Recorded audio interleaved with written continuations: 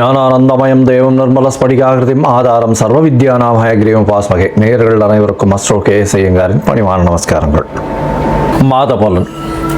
விஸ்வாவசு வருஷம் ஆவணி மாதம் 17/8/2025 16/9/2025 வரலும் உண்டான நாட்கள். இந்த ஆவணி மாதம் அப்படின்றது தட்சிணாயனத்தின் 2வது மாதம். இந்த மாதத்தில் எல்லா விதமான ஃபெஸ்டிவல்ஸ் எல்லாமே வரக்கூடிய வாய்ப்புகள் மிகவும் அதிகம். ஏன்னா ஏற்கனவே ஆடி மாதம் பார்த்திங்கன்னா கடவுளுக்குன்னு உண்டான மாதம் அப்படின்னு சொல்லியிருக்கோம். இந்த மாதத்தில் திருமணங்கள் கைகூடக்கூடியது, திருமணங்கள் எல்லாமே நடக்கக்கூடியது, எல்லா விதமான வீட்டு சுபகாரியங்கள்லாம் நடக்கக்கூடிய மாதம். சரி, இந்த மாதத்தினுடைய கிரக சாரங்கள் என்ன அப்படின்றத பார்ப்போம். இந்த மாதம் ஆவணி மாதம் அப்படின்றதுனால சூரியன் சிம்மத்தில் இருப்பார். அதனால் சூரியன் சிம்மத்திற்கு போகிறது தான் ஆவணி மாதத்தின் ஆரம்பம். ஏன்னா நம்ம சூரியன் ஒரு ராசியிலிருந்து அடுத்த ராசியை போகிறத நம்ம அதாவது சூரியமான மாதங்கள்ன்றதா மாதிரி நம்ம பார்க்குறோம். அதனால் சூரியனை சார்ந்து இருக்கக்கூடிய மாதங்கள் அப்படின்றதுனால ஆவணி மாதம் நம்மளுக்கு 17/8 அன்றைக்கி ஆரம்பிக்கிறது. சரி, இந்த மாதத்தில் வரக்கூடிய மாற்றங்கள், அதாவது மாத கிரகங்கள்னு சொல்லக்கூடிய சூரியன், செவ்வாய், புதன் மற்றும் சுக்கிரன் என்னென்ன மாற்றங்கள் ஏற்படுத்துறது அப்படின்னு பார்த்தாலேனால், இந்த மாதத்தில் சூரியன் ஆவணி அப்படின்றதுனால சிம்மத்திலையும், இந்த மாதத்தில் காலபுருஷ தத்துவத்தின் முதல் ராசியான மேஷ ராசியிலிருந்து 3வது இடம்னு சொல்லக்கூடிய மிதுனத்தில் சுக்கிரனும் குருவும் இருக்கா. 4வது இடம்னு சொல்லக்கூடிய கடகத்தில் புதன், 5வது இடத்துல கேதுவோடு சேர்ந்த சூரியன். இந்த மாதம் 6வது இடத்துல செவ்வாய் இருக்கார். 11ஆம் இடத்துல வக்கர சனி மற்றும் ராகு கும்பத்தில் இருக்கார். சரி, இந்த மாதத்தில் மாறக்கூடிய கிரகங்கள் அப்படின்னு பார்த்தோம்னா, இந்த மாதம் பிறந்து ஒரே வாரத்துக்குள்ளே, அதாவது புதனும் சுக்கிரனும் மாறுறார். முதல்ல சுக்கிரன் மாறுறார். அதாவது 21/8/2025 அன்னைக்கு சுக்கிரன் கடகத்துக்கு போகிறார். அதற்கு பிறகு 25ஆம் தேதி பார்த்தேனால் 25/8/2025 அன்னைக்கு புதன் கடகத்திலிருந்து அதாவது சிம்மத்துக்கு போகிறார். இந்த மாத கடைசியில், அதாவது 14ஆம் தேதி செவ்வாய் கன்னியிலிருந்து துலாத்துக்கு வர்றார்.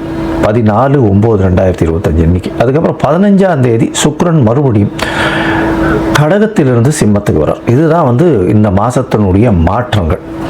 சரி, இந்த மாதத்தில் வரக்கூடிய சில விசேஷ நாட்கள் என்ன அப்படின்னு பார்த்தோம்னா, முதல் விசேஷ நாள் அப்படின்னு பார்க்கும்போதே வாஸ்து நிதிரை விடக்கூடிய நாள். அது 22/8/2025 அன்னைக்கு.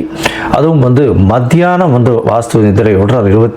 அதாவது 2 மணி 31 நிமிஷத்துலேருந்து 4 மணி 1 நிமிஷம் வரலாம், 1.5 மணி நேரம் 90 நிமிஷம். இந்த 90 நிமிஷத்தை 5ஆல் வகுத்து 18 நிமிஷமாக பிரிச்சுண்டு அவர் கண் விழித்து அவர் என்ன சொல்கிறது, காலை கடன்கள் முடிக்கக்கூடிய காலகட்டம் ஒரு 18 நிமிஷம். அதற்கு பிறகு அவருடைய ஸ்நானம் 18 நிமிஷம், பூஜை செய்வது 18 நிமிஷம், அதற்கு பிறகு போஜனம் உண்ணுவதும் 18 நிமிஷம், அப்புறம் தாம்பூலம் தரிப்பது 18 நிமிஷம்னு இப்படி பிரிகிறாங்க.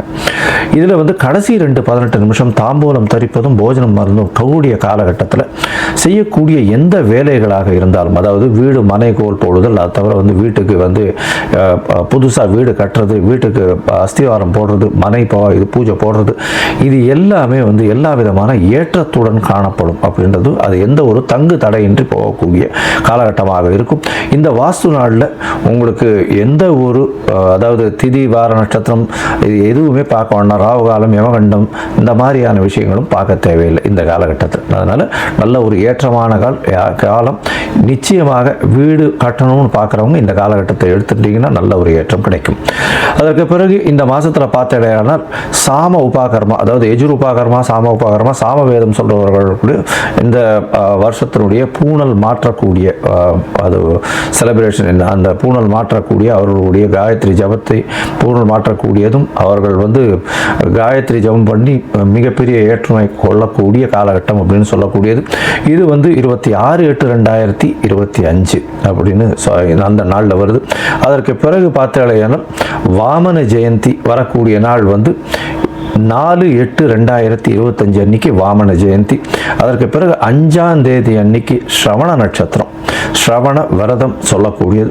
அதற்கு பிறகு 7-9 அன்னைக்கு பௌர்ணமி. இந்த வாட்டி பௌர்ணமி வந்து பார்த்தாலேயானால் கிரகணம் வரும். ஏன்னா வந்து கேத்துவோட சேர்ந்த சூரியனும் ராகுவோட சேர்ந்த சந்திரனும் வருது. இந்த வாட்டி உண்டான கிரகணம் டைமிங் அதெல்லாம் வந்து அப்புறமா போடுறேன், அது வந்து ஃபாலோ பண்ணுங்க.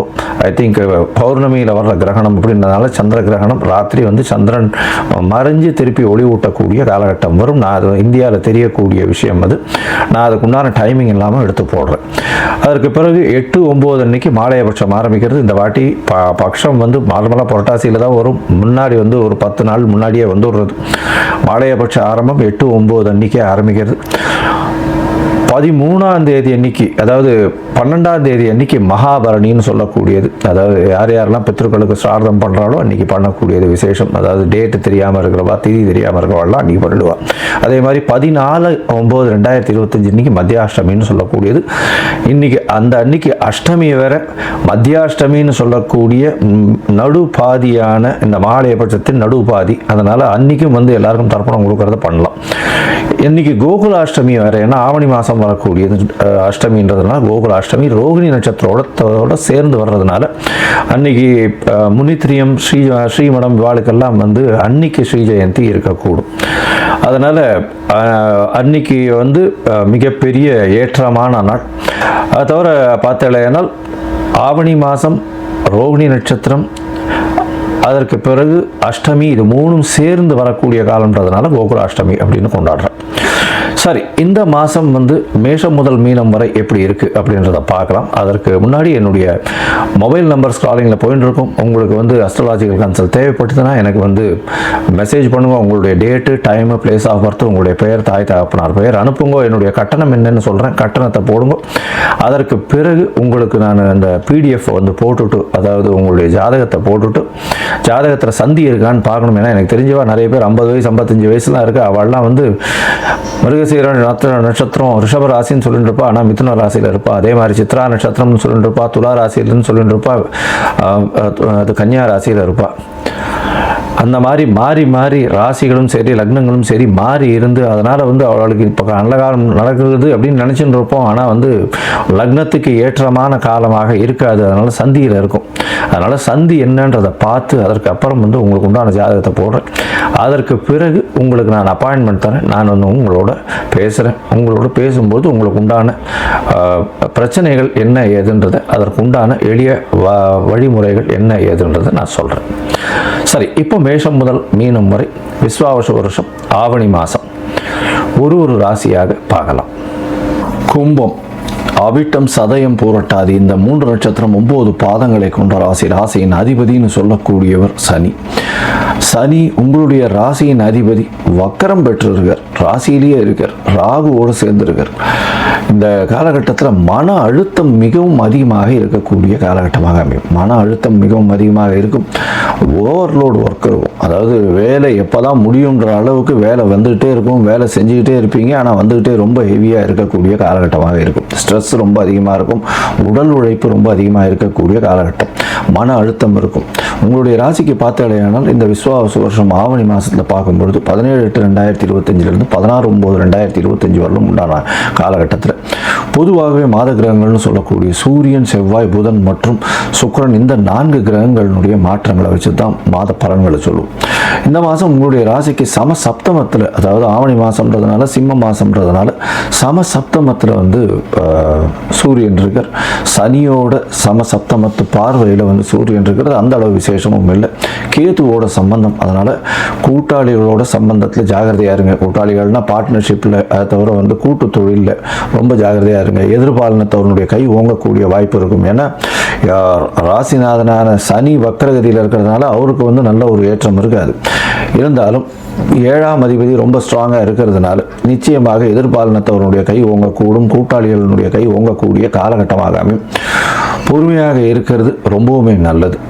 உடல் நலத்தில் சற்று கவனமாக இருக்கிறது ரொம்பவுமே நல்லது.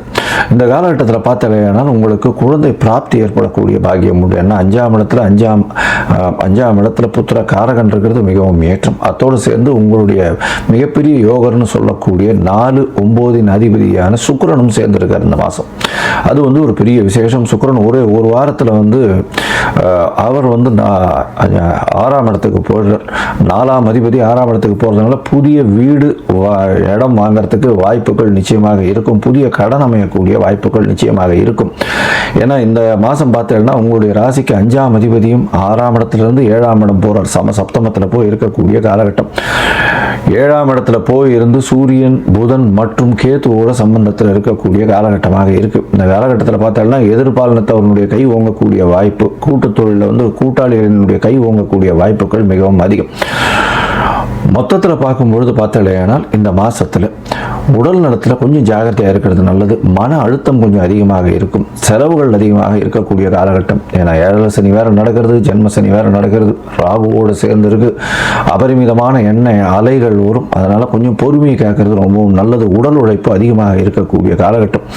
படிக்கக்கூடிய மாணவர்களுக்கு நல்ல ஒரு ஏற்றம் இருக்கக்கூடிய காலகட்டம். புதிய வேலை கிடைக்கக்கூடிய வாய்ப்பு, வேலையில் மாற்றங்கள் வரக்கூடிய வாய்ப்புகள் நிச்சயமாக இருக்கும். உங்களுடைய ராசிக்கு பார்த்தோம்னா வெளிநாடு போகணும்னு பார்த்துட்டு இருக்கவங்களுக்கு ஷார்ட் ட்ரிப் போயிட்டு வரக்கூடிய பாக்கியம் நிச்சயமாக உண்டு.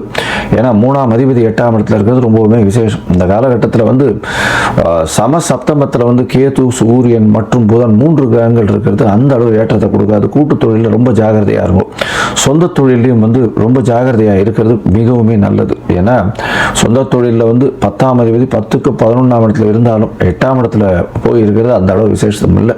இதன் மூலியமாக சிறு சிறு நஷ்டங்கள் வரக்கூடிய வாய்ப்புகள் நிச்சயமாக இருக்கும். பூமி சம்பந்தப்பட்ட தொழில் செய்கிறவங்களுக்கு நஷ்டங்கள் வரக்கூடிய வாய்ப்புகள் இருக்கும். இந்த கிராவல், கிரானைட்டு, மைனிங், அதை தவிர இந்த ஆயில், அதை தவிர எள்ளு சம்பந்தமான தானியங்கள் சம்பந்தமான விஷயங்கள், கருப்பு துணி, அதை தவிர இந்த என்ஜினியரிங், நெருப்பு சம்பந்தமான தொழில், இந்த மாதிரியான விஷயங்கள் பண்ணுறவங்க, தூய்மை பணியாளர்கள் இது பண்ணுறவங்க, ஹெச்ஆரில் இருக்கிறவங்க, இவங்கெல்லாம் கொஞ்சம் ஜாகிரதையாக இருக்கிறது நல்லது.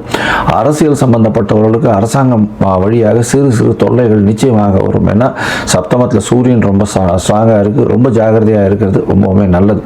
இந்த காலகட்டத்தில் பார்க்கும்பொழுது உங்களுக்கு சில நாட்கள் தவிர்க்கிறது நல்லதுன்னு சொல்கிறோம். அது சந்திராஷ்டம நாட்கள். சந்திர பகவான் 8ஆம் இடத்துல மறைஞ்சி இருக்கக்கூடிய காலகட்டத்தில் சந்திராஷ்டம காலம்னு சொல்கிறோம். இந்த சந்திராஷ்டம காலகட்டத்தில் புதிய முயற்சி வேண்டாம், வெளியூர் வெளிமாநில பிரயாணம் வேண்டாம்னு சொல்கிறோம். ஒருவேளை பண்ண வேண்டி இருந்தது ஏனால் சந்திரனுக்கு உண்டான எளிய பரிகாரமான அருகில் இருக்கக்கூடிய கோசாலையில் உங்களால் முடிஞ்ச இந்த அகத்திக்கீரை வாங்கி கொடுத்துட்டு போங்க பசுமாட்டுக்கு. உங்களுக்கு நிச்சயமாக சந்திராஷ்டமத்தினால் ஏற்படும் தாக்கம் சிறிது கம்மியாக இருக்கக்கூடிய வாய்ப்புகள் உண்டு. இந்த மாதத்தில் நீங்கள் பிரத்யங்கரா தேவியை போய் வணங்கிட்டு வாங்க. பிரத்யங்கரா தேவியை வணங்குறது ரொம்பவுமே விசேஷம். எந்த விஷயமாக இருந்தாலும், எந்த ஒரு பில்லி சூன்யம் அது மாதிரி இந்த எதிர்மறையான எண்ணங்களை வைத்து கொண்டு உங்களை நோக்கி பார்க்கறதன் மூலியமாக வரக்கூடிய எல்லா விதமான விஷயங்களும் இந்த பிரத்யங்கரா தேவி அப்படின்ற இவங்கள் மூலியமாக போகக்கூடிய வாய்ப்புகள் நிச்சயமாக உண்டு. இந்த மாதத்தில் உடல் நலத்தை ஜாகிரதையை பார்த்துக்கிறது ரொம்பவுமே முக்கியம். லோகா சமஸ்தா சுகினோ பவந்து. நன்றி, நமஸ்காரம்.